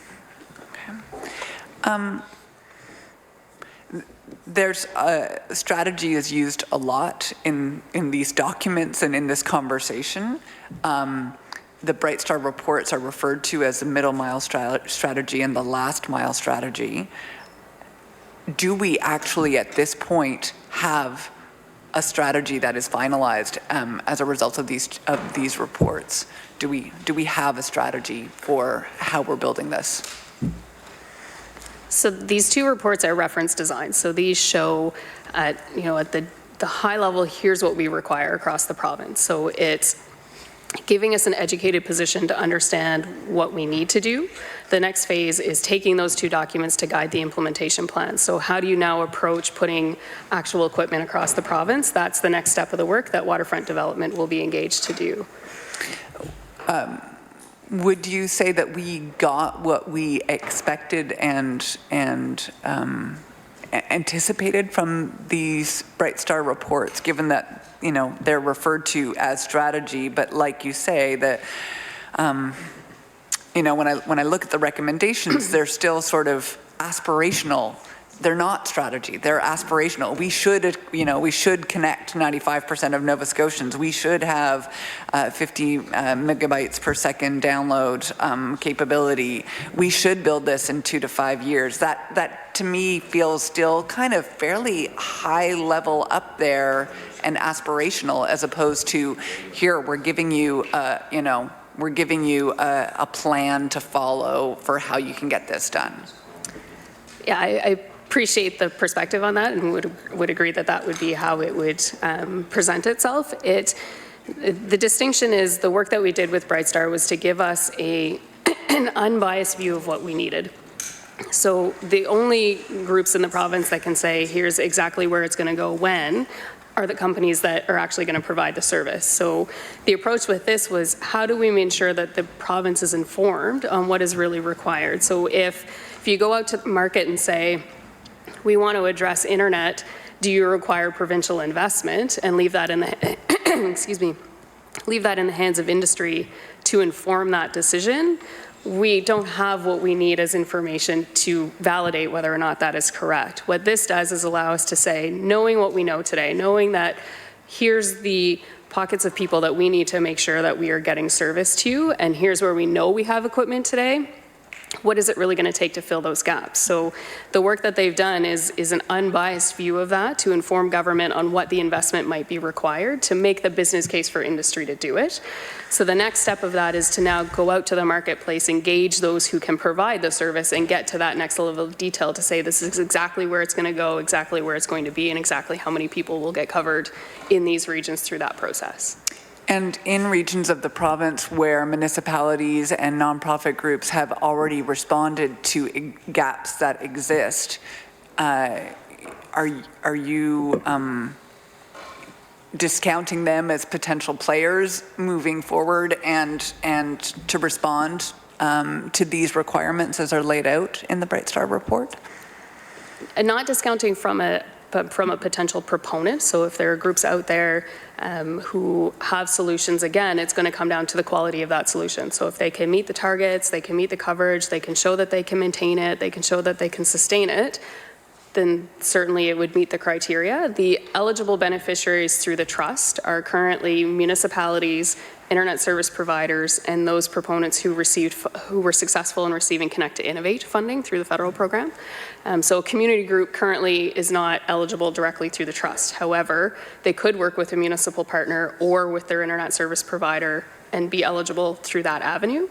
But again, it's not the size or type of organization that we would be hinging it on. It really is down to the solution and making sure that the solution is viable, it meets Canadian regulations, and that it's going to accomplish what we want.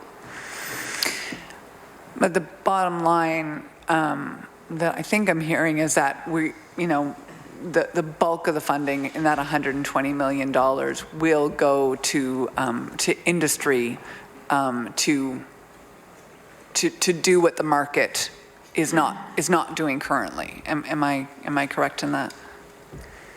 The process to determine who will receive the funding hasn't proceeded yet. So until that is done, it's a difficult question to answer.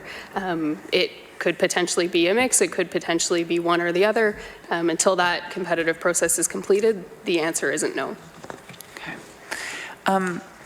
Looking back at that group of projects that did go ahead in 2016, the 18 of which are complete. Do you see examples there that point to possible paths forward for other communities or other gaps that exist around Nova Scotia? A majority of those projects still engage private sector. So I would say that even though the funds flow through community, the community didn't necessarily lead the project. There is a combination of both. So I would say there's learnings from all of those projects. And as the implementation of this work gets underway, that will certainly be taken into consideration as well. And how will that get taken into consideration? Is it through the Department of Business and yourself, or is it that somehow that learning is going to attempt to be transferred to waterfront development or to the trust? How do we benefit from the experiences that groups like the municipality of the District of Shelburne and Glooscap First Nation have had in actually addressing the gaps? So we can ensure as the department that intel is transferred forward through to waterfront and make sure that the connections that they may need to those proponents are made if necessary. Okay. 30 seconds. I've got 30 seconds. Yeah. 25. So I'm gonna close here. Thank you very much for your answers. Thank you. We'll now turn over to the Liberal Party. Mr. McGuire for 14 minutes. I think you threw her off a little bit there, Mr. Chair.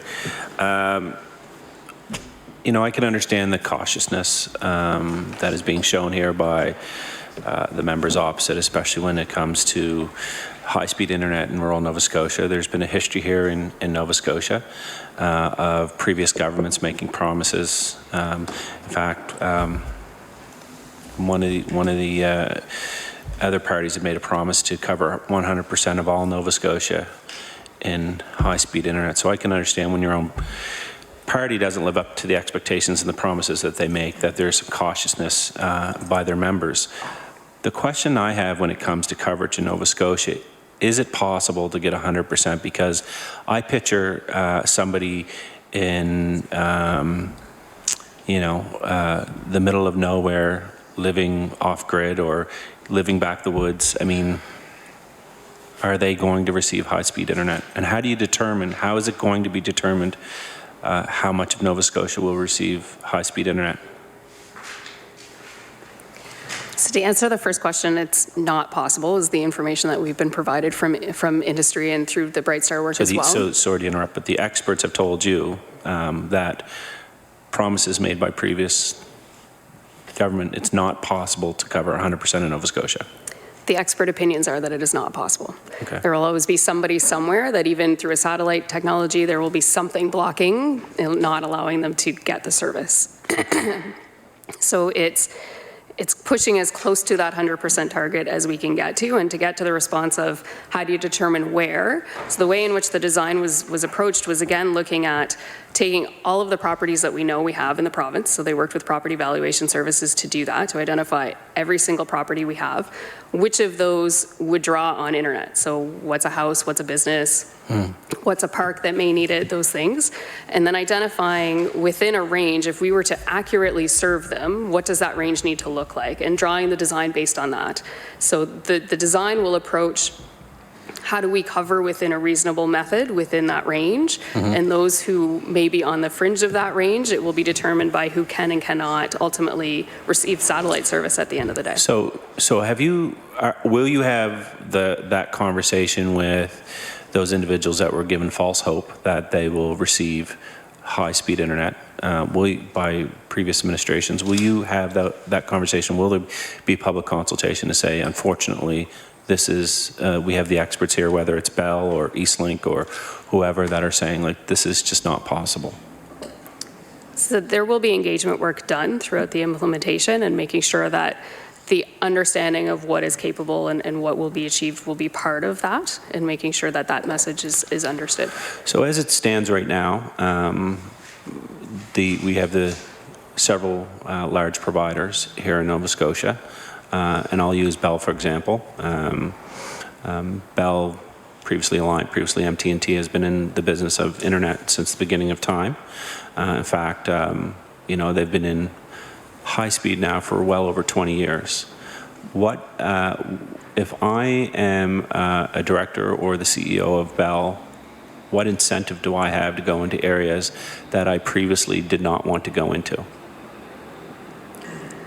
So that, I would say, defines the intent of why the work was done. So from an industry perspective, the areas that they look at where the return is for them. They look at the business case to see, where do we have clients that are going to give us enough revenue to offset our cost. And so the work that we've done to date is to look at what investment is required by other partners to help with that scenario. So Bell, for instance, would go forward to their leadership with communities to say, I need to get the following level of return to proceed in this community. And what we would be working forward as we go forward with this work is, what is that level of investment needed to make that palatable so that they are willing to proceed and put that service in place? So do you think without this $120 million investment, would those individuals, would those companies, would they proceed forward, or would we still be in the same position that we are today? The analysis that was done through the Bright Star report shows that the business case is not there for them to proceed on their own. So they will not make enough revenue off of the clients based on the cost it would take to put the infrastructure in place to proceed. So without this investment, they're just simply not going in? In most areas, yes. What kind of impact is the lack of high-speed internet having on rural Nova Scotia? Does anyone know? If I'm a blueberry farmer in, say, Parsboro, what kind of impact will high-speed internet have on me? Mr. Miller. So the absence of it now has a detrimental impact under current circumstances. And what's probably more concerning is when one looks at the trends of digital use in a range of industries, whether it's farming, fishing, whether it's the distributed workforce, whether it's tourism, without the ability to connect to the global economy, without the ability to do, for example, distributed manufacturing, 3D printing as an example, that would help that. You're kind of left behind as the rest of the world is advancing. So the investment will, as I said in earlier remarks, will positively impact gross domestic product. That's virtually a given based on all available economists' analysis of investment in broadband. And so on the micro level, it means people can do things that they're not able to do now. Tourism is an example where they can take bookings, where they can have their customers come in and connect through wireless to check the office back in New York or wherever it may be. These gaps are impeding the opportunity for business. And from if we take the economic benefit out of it for a moment there, people are communicating now through FaceTime and Skype and all that. So we're seeing, obviously, when you have a family, your kids go off and they do their own things. They move to different parts of Nova Scotia, and you know, that's another important factor, I think. And so I would think that would also have an impact on keeping rural communities alive. And also, I think it would probably have an impact. I mean, correct me if I'm wrong, but it would actually have an impact on the real estate. And you know, if I want to buy a home somewhere that doesn't have rural internet or high-speed internet, you know, the way technology is today and the way we do business and the way we communicate, it would definitely have an impact on the value of those homes. Do you not agree? I would agree. It's a service like many other services, and the absence of it could have a detrimental impact. And this is just for my own curiosity, but high-speed internet's been around for a long time, and I remember working at Alliant, or it was MT&T at the time, when we were struggling to get high-speed internet into Clayton Park. I think it was called Empower at the time, I think it was. But we were struggling just to get high-speed internet into Clayton Park, and the executives at the time had the foresight to see that was a community that was going to explode. I mean, that's why they get paid what they get paid. They were correct. So why are we where we are at today? Why is it such a large portion of Nova Scotia does not have high-speed internet? When I would argue that it may be even more vital than a landline phone. And the landline investment has been made straight across Nova Scotia, obviously, and it's been made in communities that have low density. Cell towers are being propped up in communities that don't have as big a density as some of our urban cores. So is it mainly just dollars and cents? Is it the price of running fiber op to these communities that has stalled out the process? Yeah, that would be a major factor. There would be a number. First, I'll preface it by saying that Nova Scotia is not unique in this challenge. When you look across Canada, anywhere where there's a lack of density in rural populations, so Saskatchewan, Manitoba, Northern Ontario, if you don't have the density, if you just let the market forces decide, then the services will not reach those areas. So you've got just basic principles of economics in a commercial environment that's an impediment. But that really gets to your point, which is the capital investment required. I mean, 300 to 500 million is a significant capital investment. And the desire or political will to make that level of investment has been lacking in jurisdictions. People are now coming to that realization, and we see the federal government raising this as an issue. But when you look at context, even at that, 750 million for Canada versus 120 million for Nova Scotia, again, it shows the capital commitment required to address this problem. So those are barriers. The third barrier would be that people didn't anticipate, even though Moore's Law has existed for a while, the dramatic and continual rise in digitization and computing power. And I don't know, people of my generation perhaps always thought there'd be a plateau, that, you know, internet demand and technology would grow to a point and then it would level off, and that's clearly not the way the world is going. Internet demand and other computing power is growing exponentially. I can tell you that a lot of people did foresee this happening. It's interesting. You say plateauing. I don't think we're anywhere near I recently read an article where a gentleman was paralyzed from his waist down, and they had implemented a computer chip into his brain, and every day they send him in and they reprogram his brain, and within the last 12 months he's regained access to his arms, he's playing guitar. So I do think we're just obviously at the tip of the iceberg for this stuff. So it's interesting to me. I think it'd be interesting to go back to see if there was a provincial or federal investment into telecom to run those poles out to these areas, because obviously there would have been a provincial investment in power as we owned the power company. So history has shown that these communities were serviced by with power because of a massive investment by government. So it'd be interesting to see if we're kind of going down the same road, and the success stories that we've seen with landline phones and power in general. So one of the questions that I had, because we're seeing a lot of people be very creative on how they're setting up their own little mini towers, and with the technology you have today, I could literally put something on the roof of my house and I could share internet with, I mean, obviously I don't have a license to do it, but I could share my home internet with my neighborhood if I really wanted to. And we're seeing some of that stuff in rural Nova Scotia, where people are able to use transmitters and receivers to go across great distance, up to 5 to 6 kilometers.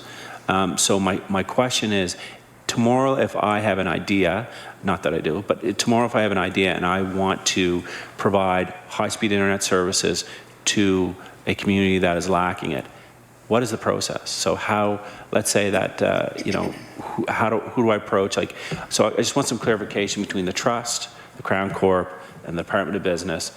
So how does an idea happen, and how do we get those wires in the ground? I think we need a little clarification. Arsenault.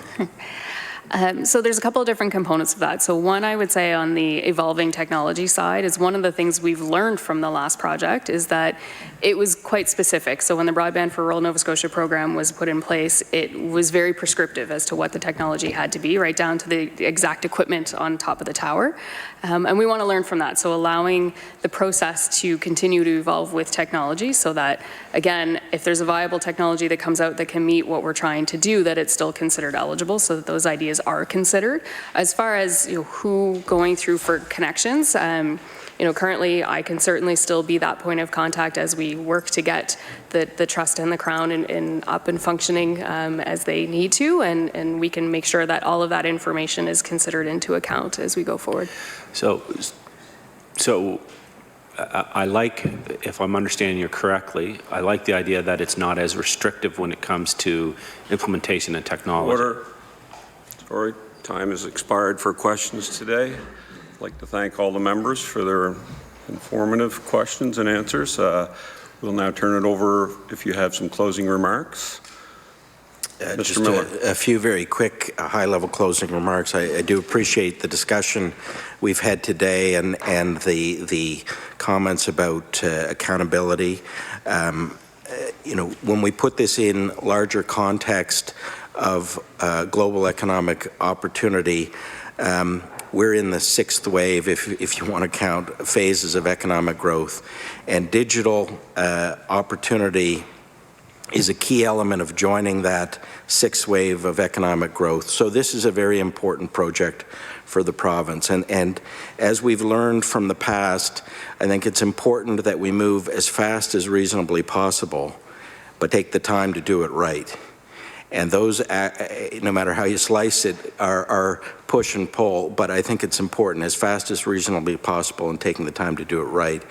And that's certainly at the Department of Business with our colleagues in Waterfront Development Corporation, which will be remandated as a strategic economic infrastructure entity.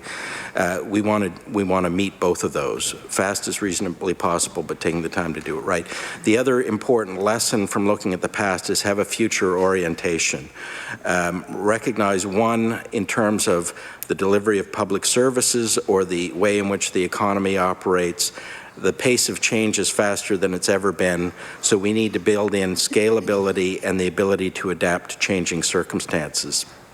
The positive of this investment is it removes geographic barriers. It doesn't eliminate them completely, but it certainly removes geographic barriers. As I was driving in this morning, I was listening to somebody from Acadia University, the registrar's office, reminding people that the way in which you used to pick your university is you go to the office of the guidance counselor and you get the one copy of the course calendar and flip through the course calendar, and if that happened to be signed out the day you were going in, Acadia wasn't in the running, you might be looking somewhere else. And it was just a very tangible reminder of how the world has changed and how being connected digitally is just so essential to not only our present but our future. In removing geographic barriers, it allows for a whole range of opportunities, including tourism, fisheries, oceans, agriculture, distributed manufacturing, and most importantly, a distributed workforce. We have a beautiful province and a great place to live, and if you can do that and also through your internet connection compete in the global economy, you've got everything going for you. So we're proud as a department to have this responsibility, and we'll certainly do our best to one, respond to your questions in the follow-up and deliver on this project. So thank you. Thank you very much to the witnesses for an informative session. We have some committee business. I believe there was correspondence from Department of Health and Wellness that was circulated from the May 9th meeting. I believe everybody received that. The next meeting date, September 12th, Legislative Chambers here. That will be Department of Health and Wellness funding for home care. Mr. Houston. Thank you, Mr. Chair. The next meeting, September 12th, that's kind of a three-month break for this committee. I don't think that's appropriate. I don't really think that's in the public interest. I have put in previous weeks some motions forward to bring internal services for FOIPOP. That was denied a couple times. I made a motion last week to bring the topics from the Auditor General's report forward. That was defeated by the committee majority.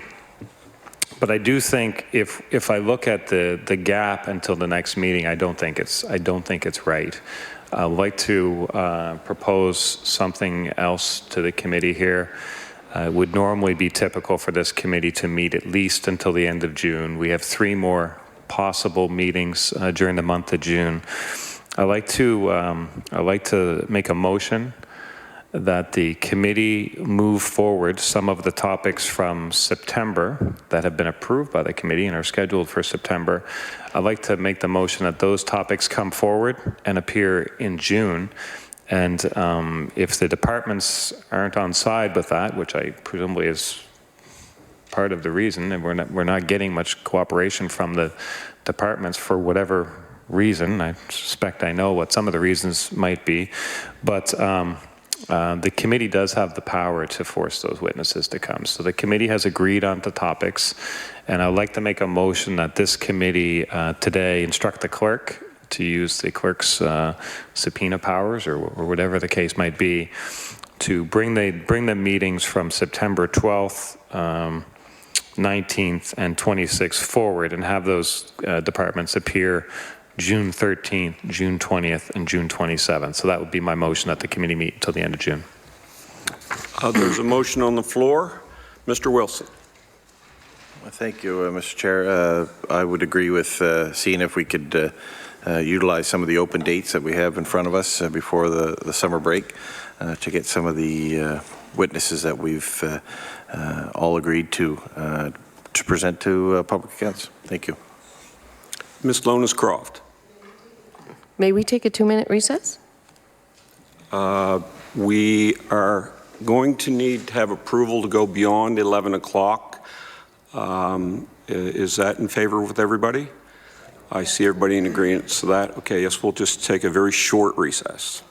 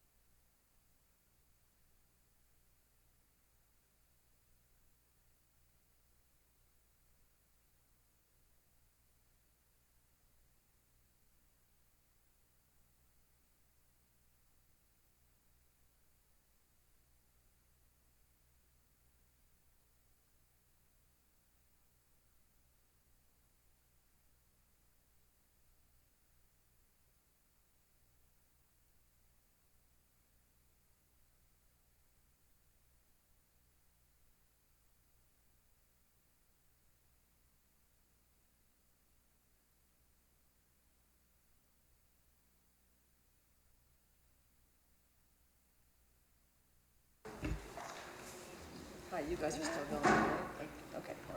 Order. Call the meeting back to order. Mr. Johns. Yeah, thank you very much, Mr. Chair. And, I certainly, one of the perceptions that residents have, of course, is that MLAs don't do very much during the summer months. And I do support we all know that that's not necessarily true, but that is a perception. And I do support the motion that's before us. I think that given the fact that the majority of MLAs on this committee seem to be more local, I think that it would also help with public perception. So, and having said that, I would like to, if possible, ask for a recorded vote, please. Thank you. Mr. McGuire. Thank you very much. I can't, my 5 years sitting on this, I don't think we've ever used a subpoena to call anyone in. I don't see the reason to use a subpoena. I would think that that type of authority would be used in emergency situations. The truth of the matter is these departments are extremely busy. They have a lot on their plate.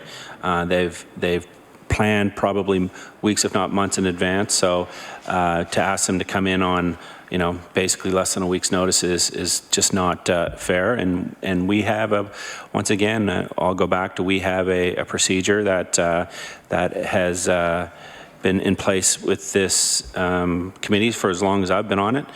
Just because one or two individuals don't like that procedure doesn't mean that we should be changing it. But the fact of the matter is there was an agenda setting committee. I wasn't part of it. I would think that everybody sat around and had an agreement and put an agreement in place, and this was agreed upon. So we will not be voting yes on this motion. Mr. Houston. Thank you, Mr. Chair. And I just want to clarify something maybe the member missed. What I'm actually talking about is topics that have been approved by the subcommittee, been approved by the committee, that I would suggest the clerk has had trouble getting to appear before the committee. The fact that we have 3 empty slots in a row suggests to me that the departments aren't necessarily being cooperative, and maybe the clerk is hearing back, we're busy, we're too busy. But they have an obligation to appear before the committee when the committee calls them. I expressed earlier in the committee today that some of the suspicions I have around perhaps whether we know that this committee, the Liberal members use their majority to keep things away that they don't want to talk about. They don't want to talk about the Auditor General's findings with the department, so they've kept that away. They don't want to talk about the breach of privacy information, so they've kept that away. They've made it quite clear they voted. And I suspect that behind the scenes and away from the cameras, maybe that's being suggested to the departments that maybe they'd be busy for a certain period of time as to not appear before. And if it's going to become the custom that the government not only determines what witnesses can appear before, but also when they will appear, that's not a good precedent for this committee. We have 3 empty days.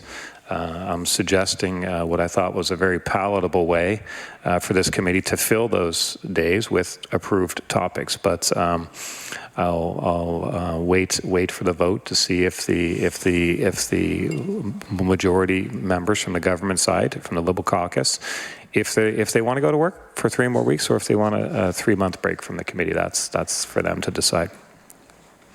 Thank you. Mr. McGuire. I want to thank the member for his assumptions. I don't know about, I don't speak for everyone here, but for myself, I know that the next 3 months isn't time off. It may be for that member, but I'll be out in the communities working hard, working with departments. I think it's, almost insulting to kind of perpetrate those kind of comments and those kind of theories. But, the truth of the matter is we've been through this. There is a way that this this committee operates. We actually meet more than any other committee in Canada. There's an agenda-setting motion and time set aside that I think that member is a part of. And to just change the rules on his every little whim is, is just inconsistent with the way that this committee has worked over the last decade. So I would ask that you call the vote, and we'll gladly vote. There's a motion on the floor to have the September witnesses brought forward to June. Summary to that. There's been a request for a recorded vote. We'll start with Ms. D. Costanza. Yay or nay? No. Brendan McGuire. Nope. Ben Jessam. No. Suzanne Lonis-Croft. No. Myself, no. Tim Houston. Yay. Yes. Does the Dave chair Wilson. Yes. Lisa Roberts. Yes. And Brad Johns. Yes. The motion is defeated 5 votes to 4. Mr. Houston. Just on a procedural question, Mr. Chair, is it the custom that the chair votes before the committee members have voted? Yes. Thank you. You're welcome. Seeing no further business, the meeting is adjourned. Thank everybody very much and have a nice summer.